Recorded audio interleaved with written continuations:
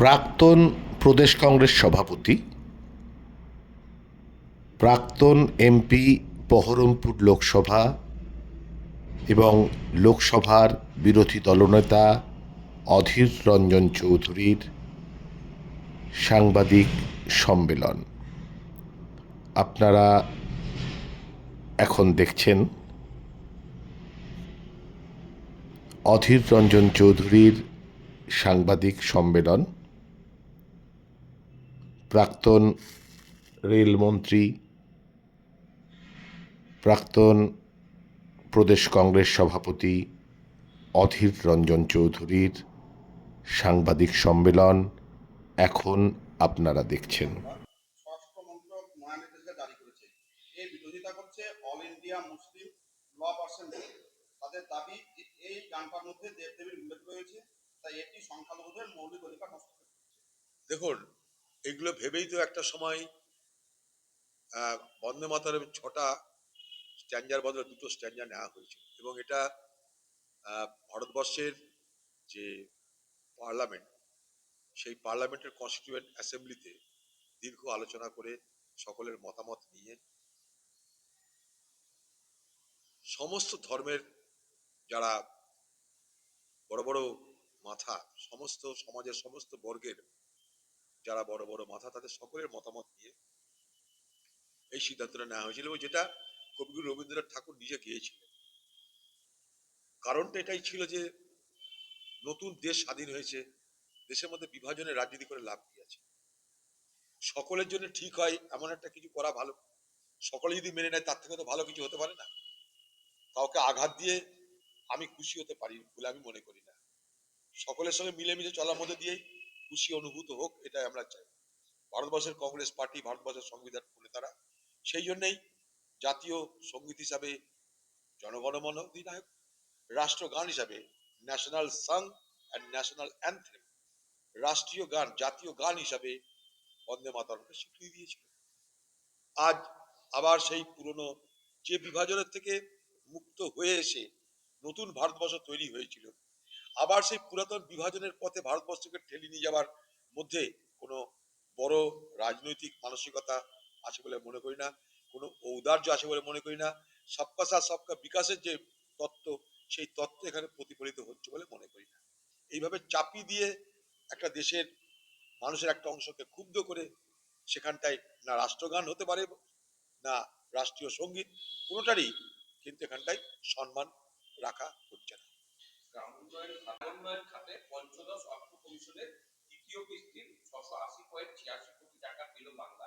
ভোটমুখী বাংলায় দেনার দায়ে ডুবে থাকা ভাতা সর্বোচ্চ রাজ্যের হাতে এই বিপুল টাকা কি সঠিক খাতে খরচ হবে? 6,000 টাকা, 6,000 কোটি, 680.86 কোটি। ওতে কিছু হবে না। পশ্চিমবঙ্গের সরকারের মাথার উপর ধারের বোঝার পরিমাণ প্রায় 7,75,000 কোটি টাকা হবে, ছিটফুট হবে, ওতে কিছু। মানে পশ্চিমবঙ্গ সরকার এখন যে আর্থিক দুরবস্থা, যাতে তাতে ছাই ফেলতে ভাঙা কুলো, ছাই ফেলারও ভালো কুলো পাওয়া যায় না। তার মধ্যে ভোটের আগে বেকারদের খুশি করতে হবে, মা বোনদের খুশি করতে হবে, তাতেই সব টাকা ব্যয় করে দাও। তার মধ্যে এবার দেখলাম যে ইমাম ভাতা নিয়ে পশ্চিমবঙ্গ সরকারের আর কোনো মাথা ব্যথা নাই। মানে দুধেল গাই, যে দুধেল গায়ের যে কর্মক্ষমতা, সেটা মনে হয় শেষ হয়ে গেছে। মুসলমানরা ভোট দিবে না তৃণমূলকে, তৃণমূল এটা বুঝে ইমাম ভাতা, মুয়াজ্জেম ভাতা বাড়ানোর জন্য কিন্তু কোনো পদক্ষেপ করলো না, লক্ষ্য করে দেখছেন আপনারা। বাকি সবাইকে খাতিরদারি আছে, ইমাম ভাতা, মুয়াজ্জেম ভাতা কোনো খাতিরদারি হলো না। এখন যা হচ্ছে সমস্ত ভোটের পরিপ্রেক্ষিতে হচ্ছে। ভোটে কে কোথায় কাকে ধরলে ভোট পাওয়া যাবে, কাকে টাকা দিলে ভোট পাওয়া যাবে, এই নিরিখে কিন্তু পশ্চিমবঙ্গের রাজ্য বাজেট হলো এবার।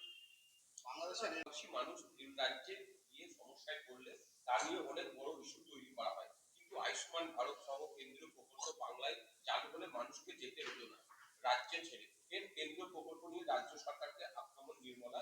ভিন রাজ্যে বাংলাভাষীদের হেনস্থা কি কেন্দ্রীয় প্রকল্পের বাস্তবায়ন নিয়ে মেটানো সম্ভব? ভিন রাজ্যে মানুষ যাচ্ছে এখান থেকে রুটি রুজির জন্য। যে কোনো রাজ্যের মানুষের যে কোনো রাজ্যের রুটি রুজি কমানোর অধিকার আছে, তার সাংবিধানিক তার অধিকার আছে। সেই অধিকারটাকে কেউ অন্য জায়গায় খর্ব করা হলে, কেড়ে নিতে চেষ্টা করা হলে, তার প্রতিবাদ বিরোধিতা করা হবে। কারণ আমাদের সংবিধান বলছে যে ভারতবর্ষের যে কোনো প্রান্তের, যে কোনো রাজ্যের, যে কোনো ধর্মের যে কোনো মানুষ ভারতবর্ষের যে কোনো রাজ্যে যে কোনো প্রান্তে গিয়ে বসবাস করতে পারে, রোজগার করতে পারে, এটা তার অধিকারের মধ্যে পড়ে। এখানে কোনো রাজ্যে বাংলাভাষী, বাংলাদেশি যেভাবেই হোক, সেখানে অত্যাচার হলে রাজ্যের, কেন্দ্রের উভয় তাদের দেখা উচিত, কারণ তারা সবাই ভারতবাসী। সেই জায়গাটায় সংকীর্ণতার কারণে তাদের ভুগতে হচ্ছে, হয়রানির শিকার হতে হচ্ছে। তার কারণ কোনটা আগে কোনটা পরে এটা বড় কথা নয়। বড় কথা, ভারতবর্ষের যে কোনো প্রান্তের মানুষের যে কোনো প্রান্তে থাকার অধিকার আছে, নির্বিঘ্নে, নিশ্চিন্তে, নিরাপত্তার মধ্যে দিয়ে। কেন্দ্র সরকার সেটা সুনিশ্চিত করুন, কারণ তাদের হাতে ভারতবর্ষের 21টা রাজ্য। সেখানে যদি অত্যাচার হয়, হিংসা হয়, তাদের দেখার দায়িত্ব। পাশাপাশি পশ্চিমবঙ্গ সরকারও দেখার দায়িত্ব, সেই সমস্ত রাজ্যে যাতে কিছু না হয় তার জন্য তাদেরকে পরিচয়পত্র দেওয়া, যেটা আমি বারবার করে দাবি করে এসেছি। তাদের পরিচয়পত্র দেওয়া হচ্ছে না। পরিচয়পত্র দিলে এই সমস্ত মানুষের উপর জুলুম অত্যাচার বন্ধ হয়। বিএনপি জিতলো। তো বাংলাদেশের নির্বাচনটা ঠিক তো নির্বাচন হয়নি, আংশিক নির্বাচন হয়েছে, কারণ সব দল সেখানে অংশগ্রহণ করতে পারেনি। আর বিএনপি জিতবে এটা আমার ধরেই নেওয়া হয়েছিল। বাংলাদেশে আরো অনেক পার্টি আছে, তারা সেভাবে অংশগ্রহণ করেনি। বাংলাদেশের ভোটে যে পরিমাণ মানুষের অংশগ্রহণ হয় প্রত্যেকবার, এবার সেটা হয়নি। ফলে ভোট কমসে কম হয়েছে। আমরা চাইবো যে বাংলাদেশে যারাই সরকার করুক না কেন, সেই সরকারের সঙ্গে ভারতবর্ষের সম্পর্কটা বন্ধুত্বপূর্ণ হোক, সুদৃঢ় হোক, এটা আমরা চাইবো। যদি বলেন ভোটের কথা, তাহলে অভিযোগ যে বাংলাদেশের সব পার্টিকে সেখানে ভোটে অংশগ্রহণ করতে দেওয়া হয়নি।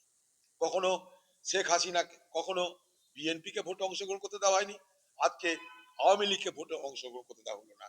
ফলে ইতিহাস কিন্তু কাউকে ছেড়ে কথা বলে না, আপনার তার প্রমাণ পেলেন। কিন্তু যেই সরকারই হোক, আমরা চাবো বাংলাদেশে শান্তি ফিরে আসুক, সুস্থতা ফিরে আসুক। বাংলাদেশে হিন্দু মুসলমান সকলের যেন সুস্থভাবে জীবনযাপন কাটানোর রসদ তারা পায়। সেখানকার হিন্দুদের মধ্যে যেন কোনো ভয় না থাকে। সংখ্যালঘু যারা হিন্দু তাদের উপর যেন কোনো রকম অন্যায়, অত্যাচার, হিংসা না হয়, সেখানকার সরকারের সেটা দেখার দায়িত্ব, সে দাবি আমাদেরও থাকবে। কাকুলিয়া দুষ্কৃতী দেশের পরেও হুমকি মাইক্রো অবজারভাররা হুমকি দিচ্ছেন কোচ ভিডিও এসডিওদের মতন সরকারি আধিকারিকরা বাদ দিয়ে তৃণমূলের যুক্ত কর্মকর্তা সাজাহান মোল্লা শাসকের কাছে বিতর্কিত মাইক্রো অবজারভারদের সাহায্য করতে বা চেষ্টা করতে হবে। মাইক্রো অবজার্ভারদের তৃণমূল নেত্রী ভয় পাচ্ছে, তাই সুপ্রিম কোর্টে গেছিল মাইক্রো অবজার্ভারদেরকে সরানোর জন্য। তাদের অধিকার নিয়ে, দায়িত্ব নিয়ে সুপ্রিম কোর্ট স্পষ্ট করে বলে দিয়েছে যে মাইক্রো অবজার্ভাররা, তাদের এ দায়িত্ব নেই যে কাকে ইনক্লুড করবে বা এক্সক্লুড করবে, কাকে রাখবে কি কাকে রাখবে না। সেটা তো এআরও, এই আরোদের উপর দায়িত্ব আছেই, ডিইও। আর এআরও, এই আরও এই বাংলায় সরকারি দলের লোক বলে আমি মনে করি অন্তত। তাই কারচুপি যদি হয়, সব থেকে বেশি কারচুপি হবে এআরও, এই আরও লেভেলে। এবং এই ঝঞ্ঝাটটা পাকানোর পিছনে, এই মানুষের হয়রানি করার পিছনে এদের একটা বড় ভূমিকা আছে, যারা পশ্চিমবঙ্গ সরকারের নিয়োজিত সমস্ত সরকারি কর্মচারী। এই যত হয়রানি হচ্ছে মানুষের, এটা তৈরি করা হচ্ছে যা না তার থেকে বেশি করে। মানুষকে সুরাহা দেওয়ার পরিবর্তে, তাদের সমস্যার সমাধান করার পরিবর্তে, তাদের সমস্যাকে আরো জটিল করার প্রচেষ্টা চলছে এদের মাধ্যমে, যাতে গোটা নির্বাচন প্রক্রিয়ায় একটা একটা আমি তুমির খেলা চলে, ওরা আমরা, এরকম একটা খেলা চলে। মানুষের উপকারটা এখানে বড় কথা নয়, বড় কথা ভোটে আমার কার কত লাভ হলো, তার জন্য হাওয়া তৈরি করো। এসআর প্রক্রিয়ার বিরোধিতা প্রথম দিন থেকে করেছি আমরা, তার অনেক কারণ আছে। কিন্তু সুপ্রিম কোর্টে গিয়ে নাটক করে, সুপ্রিম কোর্টের বিচারপতি যখন বলছে এটা করতে হবে, তখন আবার নতুন করে এআরও, এই আরও বিডিওদের দিয়ে ধমকানো চমকানো করার মধ্য দিয়ে পশ্চিমবঙ্গের মুখ্যমন্ত্রী এবং তৃণমূল সরকার তাদের নিজের উদ্দেশ্যটাকে স্পষ্ট করছে।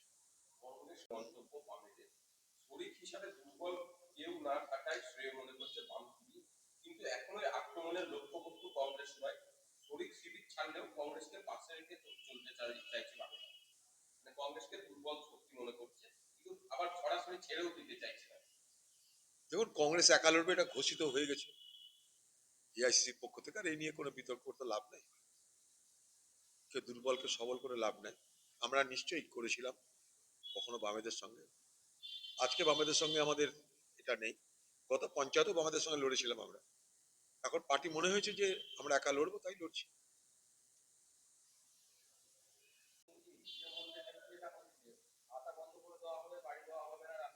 এটা তো করে প্রত্যেকবার পঞ্চায়েত ভোটে। এমনও হয়েছে যে কোথাও কোথাও যদি ভোটে জিতেছে কংগ্রেস, আপনারা জানেন সাগরদিঘিতে যখন কংগ্রেস জিতলো, পাইরনকে জিতালো, হ্যাঁ পাইরন আমাদের সঙ্গে নেই, তারপর পরে গোটা সাগরদিঘি ব্লকে লক্ষ্মীর ভান্ডার টাকা বন্ধ করে দেওয়া হয়েছিল। এ অদ্ভুত ধরনের নিষ্ঠুরতা এগুলো। সাধারণ মানুষ কিন্তু একটা সরকারের কৃতদাস নয়, একটা সরকারের চাকর নয়। তারা যেটা পায় সরকার ঘোষণা করে, সরকারের পরিকল্পনা অনুযায়ী পায়। আর সরকারের পরিকল্পনা করে কোনো পৈতৃক সম্পত্তি নয়। সরকার পরিকল্পনা করতে যে টাকা খরচ করে সেই টাকা মানুষের উপরে ট্যাক্স ধার্য করে আদায়ও করে। অর্থাৎ কেউ কারি পৈতৃক সম্পত্তি থেকে মানুষকে কিছু দিচ্ছে না। দাদা বাংলা ভাষা জেলায় জেলায় হচ্ছে সরকারি মাদ্রাসাগুলো, বাইরের সংখ্যালঘু উন্নয়ন মাদ্রাসা, জেলে জেলে জেলায় জেলায় হচ্ছে সরকারি মাদ্রাসা স্কুলগুলো। বাড়িতে সংখ্যালঘু উন্নয়ন ও মাদ্রাসা শিক্ষার খাতে 10% বেশি অর্থ বরাদ্দ হয়েছে, অথচ 60 দিন পার করেও পরিকাঠামোর দাবিতে মাদ্রাসার শিক্ষকরা কোথায় যাচ্ছে টাকাগুলি? সংখ্যালঘু উন্নয়ন পশ্চিমবঙ্গের সরকার, মমতা ব্যানার্জি নিজে বলেছিল ক্ষমতায় আসার পর 10,000 মাদ্রাসাকে তিনি স্বীকৃতি দেবেন। দিয়েছেন 235টা মাদ্রাসাকে 15 বছরে। তার মধ্যে 235টার মধ্যে প্রায় 100-এর উপর মাদ্রাসায় শিক্ষক শিক্ষিকারা তারা বেতন পায় না। ফলে পশ্চিমবঙ্গের তৃণমূল পার্টি শুধু মুসলমানদেরকে ভোট ব্যাংক হিসেবে ব্যবহার করে মাদ্রাসার সেন্টিমেন্ট তৈরি করে তাদের কাছে ভোট আদায় করতে চেষ্টা করেছে। বাকি এখানে কিছু হয়নি। প্রত্যেকটা যে কোনো মাদ্রাসা গেলে আপনারা বুঝতে পারবেন। স্টুডেন্টদের মদ্যপ অবস্থায় বচসা মারধরের জেরে মৃত্যু পুরুলিয়া পরিযায়ী শ্রমিক, বলছে পুলিশ। ময়নাতদন্তের আগেই পূর্ব সম্প্রদায় পরিযায়ী শ্রমিককে বাঙালি হেনস্থা বলে চালানোর চেষ্টা। বেলডাঙ্গা জ্বলতে দিয়েছেন, এবার কি পুরুলিয়া জ্বলতে দেবেন মমতা বন্দ্যোপাধ্যায়? দেখুন, পশ্চিমবঙ্গের বাইরে অনেকের রুজির জন্য যায়, তারা নিশ্চয়ই বাঙালি। এখন সব বাঙালিকে বাংলাভাষী বলে কেউ মেরে দিচ্ছে কিনা আমার জানা নাই। আবার সব বাংলাভাষীর উপর অত্যাচার হচ্ছে না এটা আমি বলবো না। তার মধ্যে কম বেশি হতে পারে কিছু। বাইরে গিয়ে খুন হয়ে যাওয়া মানেই সে বাংলা ভাষী বলে খুন হলো, এরকম কোন একটা একটা স্ট্যান্ডার্ড কোনো গাইডলাইন তো হতে পারে না। কি কারণে খুন হচ্ছে পশ্চিমবঙ্গ সরকারের পুলিশ তো সেখানে যেতে পারে, পশ্চিমবঙ্গ সরকারের পুলিশকে পাঠানো হোক সেখানটায়, কারণ তারা পশ্চিমবঙ্গের লোক, যাক তারা। পশ্চিমবঙ্গের মুখ্যমন্ত্রী মহারাষ্ট্রের মুখ্যমন্ত্রীর সাথে কথা বলে জানুক, পশ্চিমবঙ্গের ডিজি মহারাষ্ট্রের ডিজির সাথে কথা বলে জানুক। সব কিছুতে একটা ইস্যু তৈরি করা হবে কিন্তু সমস্যার সমাধান হবে না। প্রশ্ন থাকবে, প্রশ্নের সমাধানে কোনো চেষ্টা হবে না। এটাই পশ্চিমবঙ্গের তৃণমূল।